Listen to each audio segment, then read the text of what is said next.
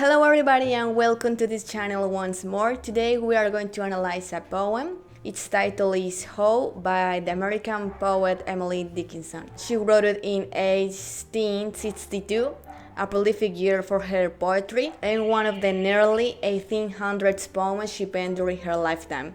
Only 7 of these were published while she was still alive, and her sister Lavinia collected and helped to publish all of her poems after Emily's death in 1886. Well, here's the poem, and the first aspect that we are going to analyze is the title. This is always the first thing that we look in a text. This creates our expectations about the reading.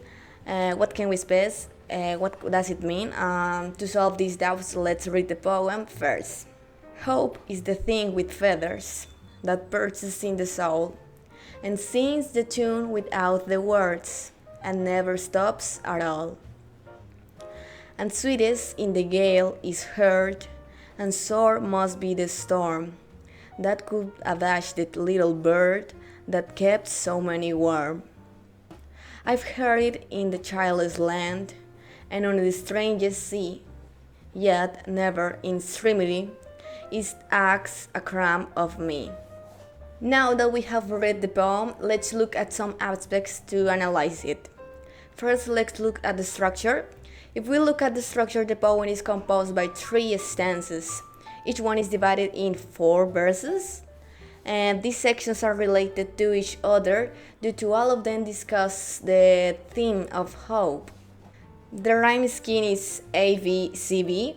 The second and the 4 lines rhyme fall except for the half rhyme in the first stanza, soul / all.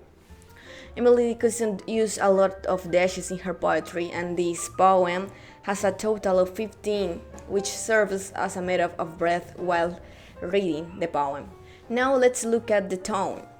As we already know, the tone can vary according to the intention that the reader speaking it gives to it. This whole reading takes the hope as a noun, which is the center and sense of this poem. Now let's look to sound and rhythm. As with many of Emily Dickinson's poems, this one follows a basic iambic trimeter rhythm, with an extra syllable in the first and the third lines of each stanza. But there are some lines that don't conform to the iambic beat. For example, hope is the thing with feathers, so we have an opening through chi followed by 2 iambics and extra beat of feminine ending. Emphasize when reading falls on the opening word, that perches in the soul. Iambic trimeter continues in the second line. Now let's look at the literal meaning and theme. If we refer to the theme in the poem, hope is metaphorically transformed into a strong-willed bird that lives within the human soul and sings this song no matter what happened. Essentially, the poem seeks to remind readers of the power of hope and how little it requires people. The speaker makes it clear that hope has been helpful in times of difficulty and has never asked for anything in return.